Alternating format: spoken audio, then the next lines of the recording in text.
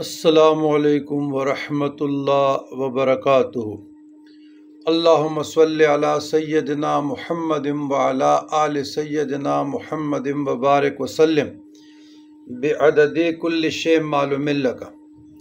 عزیزان گرامی، آج کا ویڈیو ہر لحاظ سے بہت مفید ہے اور الف سے لے کر یہ تک غور سے تفکر سے، میری کتابیں گر گئی تو غور سے تفکر سے اور توجہ سے سنیں۔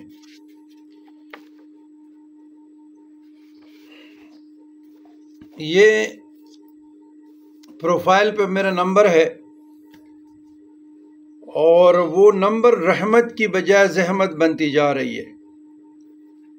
اب ایسے نادان بے وقوف لوگ ہیں کہ بار بار سمجھانے کے باوجود جی ہمارے استخارہ کریں، ہمارے حساب کریں، بار بار ہم نے توجہ دلائی کہ ہم کوئی نجومی نہیں ہیں، کس چیز کا استخارہ کریں اور کس چیز کا حساب کریں۔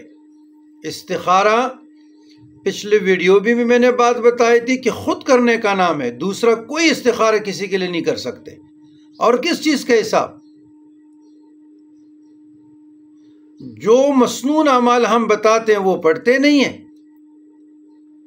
اور بار بار آپ فون کرتے ہیں تو یاد رکھیے گا، یہ میں اپنا نمبر جو ہے نا یہاں سے ہٹا دوں گا، تو پھر آپ لوگوں کو تکلیف ہوگی۔ جن لوگوں کا فائدہ ہو رہا ہے، جن لوگوں کی واٹس ایپ پہ کال آ رہی ہے، اس کی رہنمائی ہو رہی ہے، یا فارن سے کال آ رہی ہے، تو ان کے لیے بھی آپ لوگ زحمت بن رہے ہیں، ذمہ دار آپ لوگ ہیں۔ تو لہٰذا ہمیں تنگ نہ کیا جائے اور شریعت کے مطابق زندگی گزارے، شریعت کے مطابق عمل پیرا ہو جائیں، اپنے زندگی میں ٹھہراؤ لائے۔ تو آج ایک ایسے عمل آپ لوگوں کو بتا رہا ہوں جو الحمدللہ ہر لحاظ سے سارے اعمال مفید ہیں، لیکن یہ بھی بزرگان دین کے مجربات میں سے ہیں۔ فضائل سورہ عشر۔ آپ آخر تک مہربانی کر کے میرا پیغام سنیں، الف سے لے کر یہ تک توجہ سے سنیں تاکہ آپ لوگوں کو سمجھ آ جائے۔ سورہ عشر قرآن پاک کی وہ صورت ہے جس میں اللہ تعالیٰ کے نام کثرت سے بیان ہوئے ہیں۔ یہ صورت اپنے فضائل کے لحاظ سے بڑی بعظمت ہے، کیونکہ حاجت روائی کے لیے اس کے اثرات بہت اکثیر ہیں۔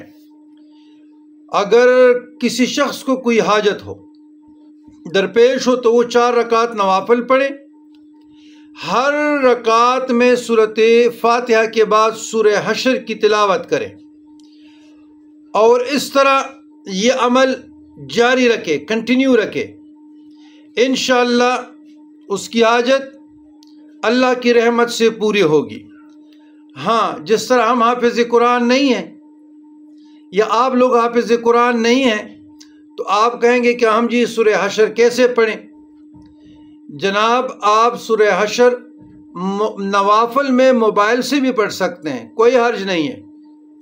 حاجت کے لیے جو آپ نوافل پڑھتے ہیں اس میں ڈاؤن لوڈ کریں اور دائیں ہاتھ سے پکڑیں، سامنے کوئی چیز ریک لگا دے جو 2-3 فٹ اونچا ہو، تو اس پہ جیسے آپ رکوع میں جاتے ہیں اس پہ رکھیں، کوئی حرج نہیں، آپ پڑھ سکتے ہیں۔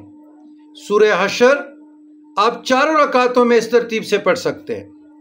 اس سورت کو روزانہ ایک بار پڑھنے کا معمول بنا لینے سے پڑھنے والے کے لیے سابقہ کا گناہ معاف ہو جاتے ہیں، اور اگر 41 روز تک روزانہ 21 مرتبہ اللہ کے حضور میں کسی مرحوم کی بخشش کے لیے پڑھیں، یعنی دعا کی جائے، ایصال ثواب کی جائے، تو اللہ تبارک و تعالیٰ سورہ حشر کی وسیلے سے اس کی مغفرت اور بخشش فرما دے گا۔ جو شخص روزانہ کسی خاص مقصد کی خاطر سورہ حشر پڑھے، انشاءاللہ اس کا مقصد حل ہوگا۔ اگر کوئی مشکل ہو تو اس میں آسانی پیدا ہو جائے گی، اور اس کی روزی روٹی میں فراخی ہوگی، کاروبار میں برکت ہوگی، تجارت میں ترقی ہوگی۔ اس سورت کی 40 روز تک روزانہ 41 مرتبہ تلاوت کی جائے تو انسان کو مستجاب الدعوات بنا دیتی ہے، یعنی اس کی یا اس کی ہر دعا قبول ہونے لگتی ہے۔ اس شخص کی جس طرح میرے ساتھ بیٹھا ہو، اس شخص کی جس طرح کراچی میں بیٹھا ہو، تو حال پہ اور مستقبل دونوں کو، اس اور اس کی، تو پڑھنے والے کے دل کی تمام مرادیں پورے ہونے لگتی ہے۔ سورہ حشر کی آخری جو 3 آیاتیں ہیں یہ اسم اعظم ہے، جن میں مرض کی شفا اور ضرورت کے پورے ہونے کے اثرات بہت تیز ہیں، اس لیے جس مرض کے لیے بھی پڑھی جائیں گے خدا کے فضل سے شفایابی ہوگی، مگر ان مبارک آیاتوں کی زکوٰۃ دینا لازم ہے، ورنہ عمل ناتمام رہ جائے گی۔ وہ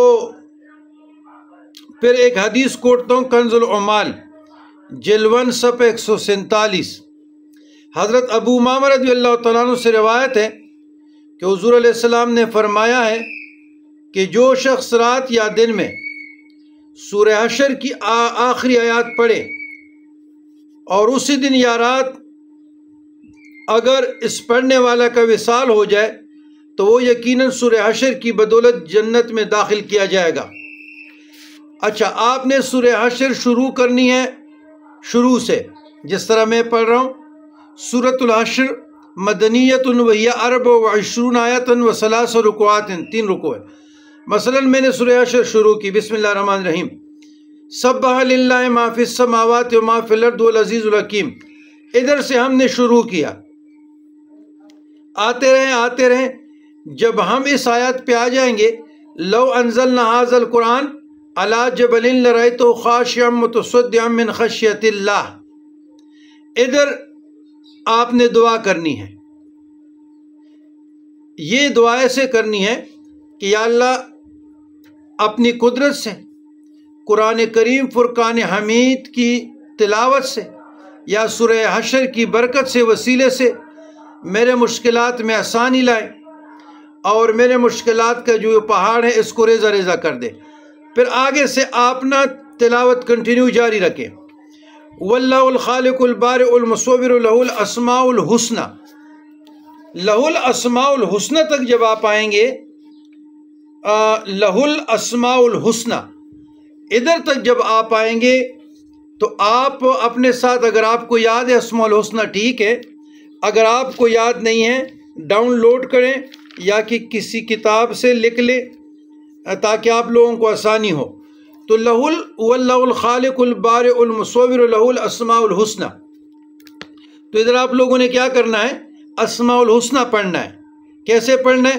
واللہ الذی لا الہ الا هو الرحمن الرحیم، اس طریقے سے اینڈ تک جو لفظ ہیں اسماء الحسنی،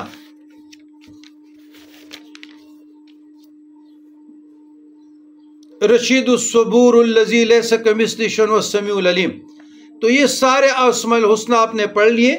پھر جو آخری فکرہ ہے، یسبح لہ ما فی السماوات والارض وہو العزیز الحکیم، اس کے بعد آپ نے کیا کرنا ہے؟ سجدے میں جانا ہے، اور سجدے میں سر رکھ کے استغفار پڑھیں، اور پھر اللہ کی درگاہ میں دوبارہ دعا کریں، انشاءاللہ حاجت روائی ہوگی۔ تو 2 مقامات پہ لو انزلنا ھذا القرآن علی جبل لرأیتہ، ادھر دعا کرنی ہے، اور دوسری لہ الاسماء الحسنی، ادھر سارے اسماء حسنی پڑھنے ہیں۔ تو انشاءاللہ ایک مرتبہ اگر ڈیلی بھی آپ پڑھنا شروع کریں کافی ہیں۔ تو یہ بزرگان دین کے مجربات میں سے ہیں، اکابرین مشائخ عظام پیران عظام کی مجربات میں سے ہیں۔ تو ہمیں جس طریقے سے پہنچے ہم نے آپ کو بتا دیے، تو امید بارگاہ الہ ہوں کہ آپ انشاءاللہ اس پر عمل بھی کریں گے اور آگے لوگوں تک بھی پہنچائیں گے۔ والسلام علی من اتبع الہدی۔